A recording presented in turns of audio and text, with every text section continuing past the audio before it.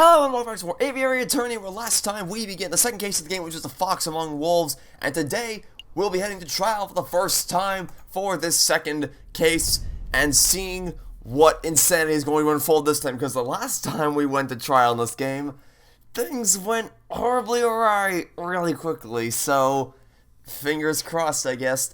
Once again, Falcon and Sparrowson find themselves waiting outside the doors of the Tribunal de Grand Instance. Are you feeling nervous, Falcon? Actually, yes, this time. Of course I'm nervous. What have we learned about Prince Swan? What do we know about the real murderer? Nothing. Easy there, Falcon. We can do this. Senor Falcon, I trust everything is in order? Absolutely. I have every intention of bringing the truth to light in this trial. Ah, such confidence. That's magnificent to see. And bringing the truth to light, you say? An admirable goal. No more jousting at imaginary giants. All of you cease your yammering. The door's opening. Here we go. Buena suerte, Senor Falcon. We will. Are we ready? We're ready. Ready's a bit of a strong word. We found very little actual. We know very little about this case. JJ? Severin? Nervous? Why would I be nervous? I'm not nervous. I'm as calm as a cuckoo. You're the nervous one. This whole courtroom is nervous. Whoa, cool your feathers, Falcon. Terrible. You can't even maintain a stoic facade. I thought this trial would be the perfect opportunity for you to redeem your previous embarrassments. But if this is how you act before the trial has even started, why, you pompous-tailed posture perfect. Oh, I don't like that. I'm used to the judges being the same. Don't like this. Don't like this at all. This screams badness. Order, let's all settle down. Court is now in session. Psst, Falcon. What is it? Is it me, or does the primary judge look hairier today? That's a different judge to the one who decided over Demi Catalin's trial, you doofus. Oh, still, a little strange, isn't it? A little. It is a little, I suppose. Excuse me, Your Honor. I was under the impression that Judge Maxime would be residing over this case. Where is he? Judge Maxime has gone on a temporary sick leave due to a terrible accident with a flight of stairs. Yeah, accident. But rest assured, as the Cicero's prosecutor defense and members of the jury, that I am more than qualified to fill his shoes. Without further ado, let's get this show underway. This is the trial of Prince Juan Corrido, who stands accused of murdering Major Hal, and of conspiring to murder the king himself. Roll call. The defense is present and ready, Your Honor. The prosecution is ready, Your Honor. Good. Very good. I expect this to be a nice, speedy trial. I don't want to see this dragged out by technicalities and bureaucracy. Understood, Your Honor. I expect that once the court sees the overwhelming evidence, this trial will be over in 5 minutes. Okay, Von Karma. For 5 minutes? You're just messing with your head, Falcon. Keep it together. So we're on the same page? Excellent. Prosecutor, please call your first witness to the stand. Very well. I call the police officer who investigated the crime scene. I called upon Inspector Juste Valerte. Step up to the stand, Inspector, and recite the oath. I swear to speak without hatred and without fear and tell the whole truth and nothing but the truth. Please recite your name and occupation for the court record. My name is Inspector Juste Valerte. I'm a servant of the law, a scourge of the gutter rats. How are you, Inspector? You've all heard your monologue before. Whoa, Kokorkio is really going for a speed record, isn't he? Now, can you tell us what you witnessed on the morning of the 7th of January? Of course. At 10 o'clock in the morning, I was called to Lougrand's gallery by one of the king's royal guards. Did you say o'clock? There. I saw Prince Juan, King Louis Philippe, the corpse of Major Hal with a rose in hand, and around 2 dozen citizens. The citizens and the king himself all attest to seeing Major Hal taking the rose from Prince Juan's hand and then promptly dropping dead. And what did the morgue uncover upon examination of the corpse? The coroner determined with absolute certainty that Major Hal died of poisoning. Really? Absolute certainty? Well, if it was absolutely that, then I'm pretty sure it's more likely that this was the cause of it and not the rose here.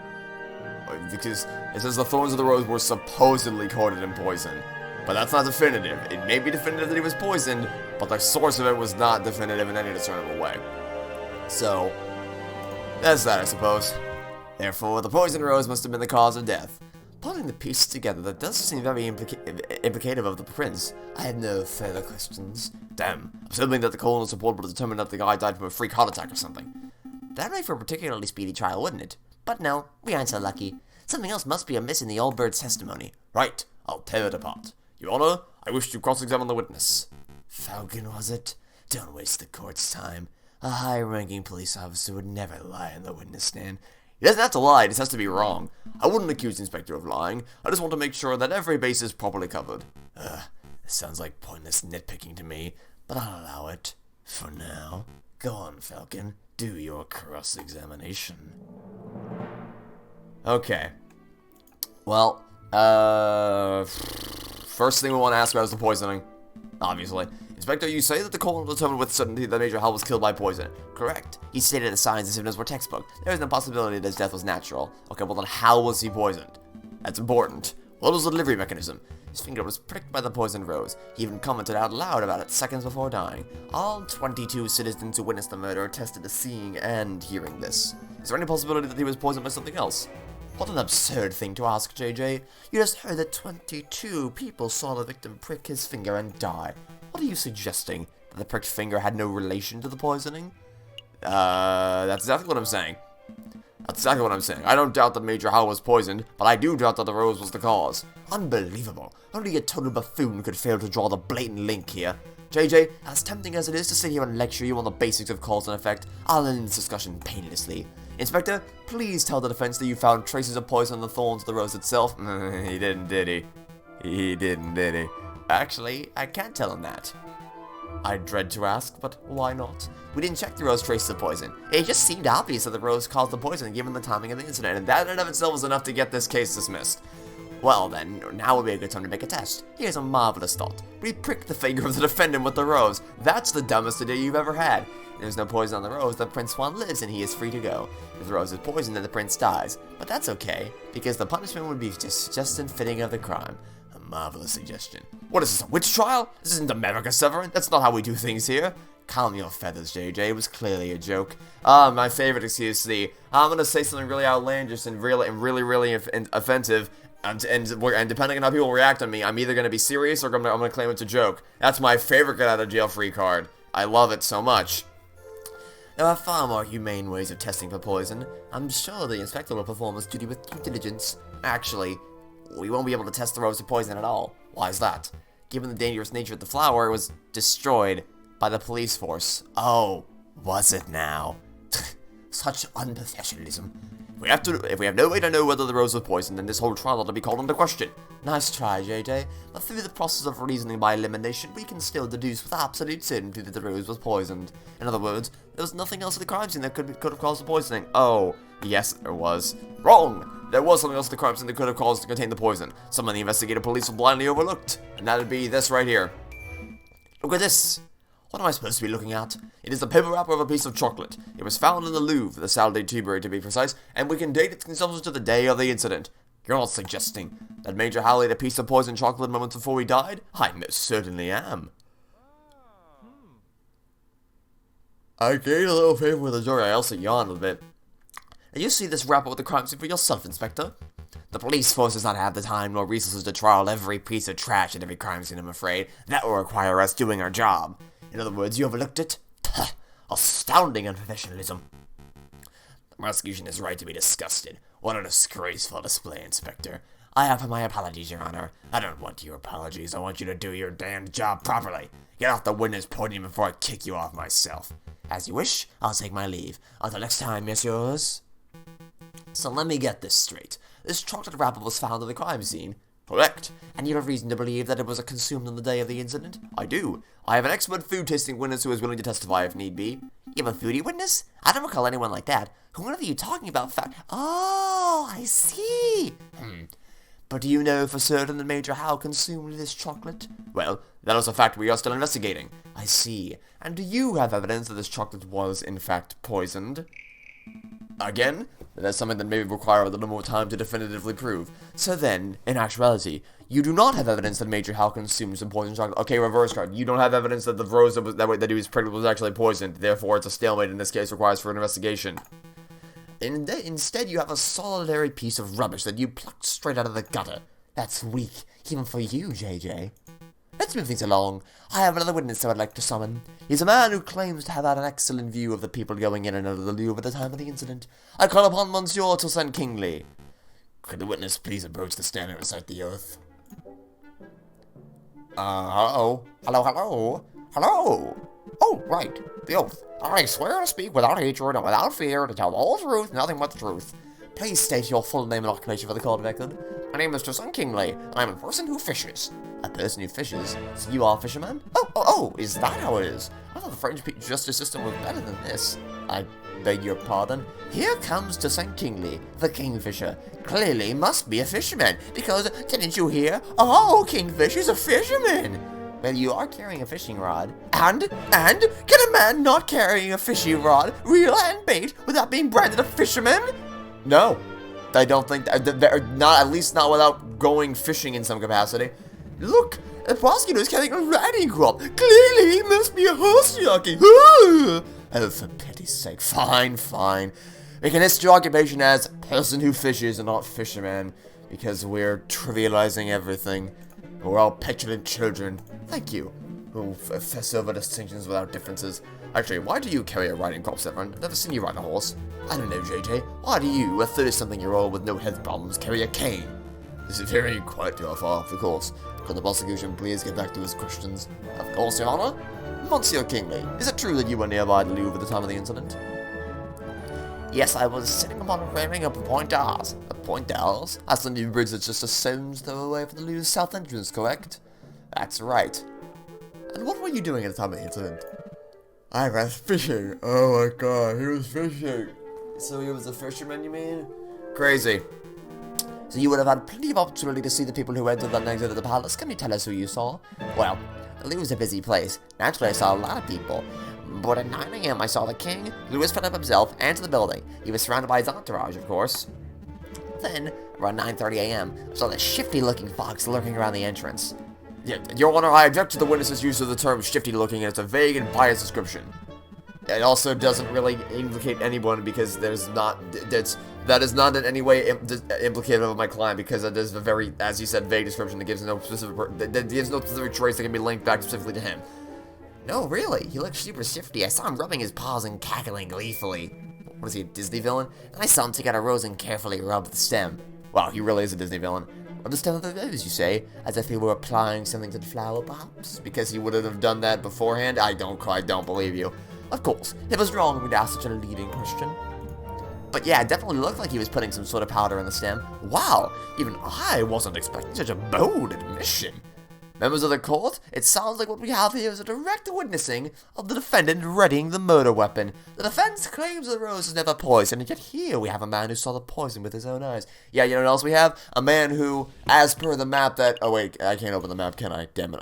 I wish you could actually, like, examine them further. Maybe you can I don't think there's any way to actually examine these pieces in further detail once they're... Like, you can just look at them in this court record or the evidence folder or whatever, but you can't look at them any further than that. Like, you can't examine them. And by the way, I'm not asking for a full-on Rise from the Ashes style 3D examination. Just the ability to look in closer, just to zoom in a bit. That'd be nice. But yeah, we don't have the map here. So what I was going to make is that from where he said he was standing, he could only have seen the east entrances. But the west entrance, assuming the map is actually displaying cardinal directions and then they were in the appropriate order, then the west entrance in the garden, he could not have seen. And since we found the torn page of the book, something tells me he didn't actually... Oh, wait. This is the text. The 12 pages of the book. Someone tells me he didn't actually see our client at all. He saw someone possibly trying to frame the client, or just someone who's actually a maniacal Disney villain going like, I shall poison the rose, and then murder the victim, and then take over the tri-state area. That is a crap voice because I woke up very recently, so my voicing skills are not on par with what they usually are. Anyway, I smell perjury. You do? No question. You saw a shifty-looking criminal readying poison and cackling near the scene of the crime? That's not believable at all. I think you might be right. I wonder why the evidence that calls just on storing the doubt. Oh, we absolutely do. Your Honor, I would like to cross-examine the witness. Really? This nonsense again? Yeah, this standard base procedure for courtroom trials. What a silly thing. You just heard the witness directly describe your client. No, you heard him describe a very vague... You heard him provide a very vague description of someone who could literally be anybody. I'm just trying to uncover the truth, Your Honor.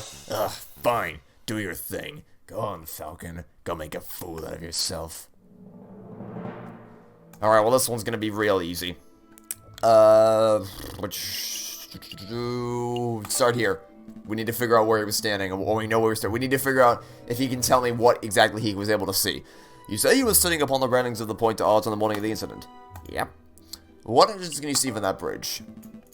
The Point d'Art is a great vantage point for seeing the Grand Gallery's south side. What about the other entrances? The other entrances? Even like if you were entering from the Tuileries Garden to the Palace de Carousel? No, I couldn't possibly see those areas from the bridge. But of course, it isn't relevant. Monsieur Kingly witnessed Prince Swan entering the south entrance with flower in hand, and that's what counts. No, he didn't. What if Prince Swan used another entrance? What if he approached the Louvre from, the garden to the west? That's a big what if. Your entire case is a what if, you idiot. You don't even have proof that the rose was poisoned. Do you have any evidence that Prince Swan entered the Louvre from the... Unlike you, I actually do have evidence of that. As a matter of fact, yes I do. I have definitive proof that Prince Swan approached from the west, not the south. Hey, I know what I saw, monsieur. I'm doubtful too. Go on, JJ. Show us this definitive proof that Prince Swan entered from the Louvre from Tuileries Garden. I shall. It is this. It is this. Look at this. A book page? Page 44 of Don Quixote, specifically, was found just outside the Louvre's west entrance. This proves nothing. I'm not done yet. Take a look at this. Don Quixote. This is the book Prince Swan has been reading in jail since his arrest. I believe he has had it on his person for some time. And yes, page 44 is missing. That was the first thing I checked. You do realize what this means, don't you, Severin? The defendant was present in Tuileries Garden prior to the entering the Louvre. This also means that in all likelihood, the defendant entered the Louvre from the west entrance, not the south. He could not possibly have been seen by Monsieur Kingly from the Point d'Arts. What? I know what I saw, monsieur. A fine theory, Falcon, but maybe the defendant took the long way around. One can still travel from Tuileries to the Louvre south entrance by walking along the river. An extra 2 kilometers of walking just to enjoy the pre-murder scenery? Let's not say silly things, Cocorico. Okay, maybe the defendant deliberately left the page to mislead the investigation. Now you're the one who's blindly speculating. It's not blind speculation, it's a viable hypothesis. You are fond of logic, aren't you, Cocorico? Let's talk about Occam's razor. When torn between two seemingly equal hypotheses, we must side with the one that imposes the fewest assumptions. Which of these theories takes fewer assumptions? 1. The page from Prince Swan's book fell out on his way to the Louvre's south entrance. 2. Prince Swan deliberately planted the page on the off chance that it would be discovered. Then he took the long way around. How dare you! The nerve of you to lecture me on such basic philosophical concepts. I think I touched a nerve. I'll stop lecturing when you stop making such basic mistakes. Monsieur Falcon, please calm yourself. What is the point of all this yammering? The ultimate point is that Toussaint's testimony is fabricated, made up, utter fiction. Don't say fiction in a courtroom setting anymore. No, everything I've said is the truth. I suspect that the witness isn't even a fisherman. I'm not a fisherman! I am not a fisherman! Meow! See? He admits it himself. That's not what I meant. Nice one. You gain a little favor with the jury. I feel like we should be... There's no visible bar as to how much favor with the jury you're gaining. Is it possible to run out of favor and just lose instantly? Because obviously in certain other games, you have a bar at all times to let you know how well you're doing, but I don't, unless I'm blind, I don't see that this time, so I don't actually know how well we're doing. I mean, I know we haven't got anything wrong yet, but still, it'd be nice to know. Prosecutor, you are someone that will put this arrogant Falcon in his place, don't you? I must concede. You concede? On this point, at least. Falcon's evidence strongly suggests that the key opponent of Monsieur Kingly's testimony is false. No! That doesn't mean that Prince Swan is innocent, of course. All Falcon has demonstrated is that this particular witness is unreliable. I'll be honest here, I accidentally stopped the recording. We're not going to talk about it, but it's fine. Because I stopped it. It's not corrupted. It's all good. Moving on. Don't talk about it. But I did see something. I really did. Alright, so maybe I didn't exactly see a shifting-looking fox. I made that part of the story up. Yeah, not things you do on witness stands. Make things up. Not a thing you do. But I did see a swan looking around the south entrance in the morning of the murder. A swan? Do shut up, witness. Your word is mud at this point. How can we possibly trust anything you have to say? Your Honor, Judge Romulus, we're out of time. We're 10 minutes overdue to start on the Aviary Tortoise trial. the Aviary Tortoise trial, that's great. It's that late already? Curses. I was hoping we could have the case wrapped up in a single trial session. It is a shame, but ultimately, an accurate sentencing is always preferable to speedy sentencing. A rushed trial is forever bad, but a delayed trial is eventually good. That's how the saying goes, right? Yes, alright. I don't need to hear you moralizing. Court will resume this Friday, the 21st of January at 9 o'clock. Don't be late. Prosecutor, do your damn job. Get this stupid fox a conviction already. I will do my best to ensure that justice is served, Your Honor. See, I don't think Okonkio's a bad guy. He's a bit of a pompous asshole, sure, But he's got his heart in the right place. He doesn't have it out for the defendant. He wants the truth to come out, and he believes the truth is that the defendant is guilty. Maybe he's willing to concede on that point, and because obviously the judge is not exactly on the up and up in this case. So his only investment here is making sure that Prince Juan is declared guilty as quickly as possible. Hence what he just said, whereas the prosecutor was more just like, I'll do my best to make sure justice is served. So I don't know. I don't hate him so far. You think I would, but I don't. A lot came up in that trial, huh? Well, actually, compared to the average trial, they've been rather short so far. No doubt about that. But something's bothering me. Why would that fisherman guy, Monsieur Kingsley, lie on the witness stand? Maybe he was coerced. Maybe he likes attention. Or it's possible that he was coerced or bribed. That's just what I was thinking. Maybe the real murderer threatened the fisherman into making up a story about Prince Juan. Just keep an open mind. Anything is possible at this stage. But to be perfectly honest, something else is bothering me about the trial. The judge. Definitely. Judge Romulus. He's acting without a shred of professionalism. He's obviously more interested in securing a guilty verdict than he is discovering the truth, but why? Maybe he has a vendetta against Spanish royalty. I'm not so sure. There must be something else at work here. Who's this? Oh. Hey, buddy. Didn't think I'd see you again. Sorry to bother you, but this letter just arrived. I think it's for you. That's a letter? We just got a letter. Have you been demoted to courier status, Rupert? Oh, hush, Sparrowson. I don't need to be pitied by a first-year dropout. Ooh, good comeback. So what does that letter say, Falcon? It's a threat. A threat made with cut-out newspaper letters. Whoa! I didn't know the things actually existed. Let me see. Falcon, stop your investigation, or there will be consequences. Scary. There is no question that this letter originated from Major Howell's murderer. He, or she, must be aware that we are getting close to uncovering the truth. Sounds about right, but why would a person write with cut-out newspaper letters like this? Masking one's handwriting would be the most common reason, although I can't help but wonder why they would bother since we don't have any handwriting symbols to compare it to. We're still going ahead with our investigation, though, right? Absolutely. Oh yes, absolutely. If a lawyer were deterred every time they received a threatening letter, they would never get any work done. Besides, with only 3 days before the next trial session, we can't afford to be worrying about petty things like this. Tuesday, Wednesday, Thursday? Well, you're right, let's make those days count. Then maybe we can make you count so you actually learn how to count to 3. Anyway, okay. And we're going to leave that there. Same format as always, investigation, trial. You know the drill at this point. Yeah. So still very much enjoying this experience so far. It's definitely strange to experience trials that aren't 4 hours long, but it's fine. It's a nice change of pace, I suppose. More quick and snappy. So there's that, I suppose. Anyway, that'll be it for now. Thanks for watching. Stay tuned for next time. Catch you all tomorrow for some more Aviary Attorney. Goodbye.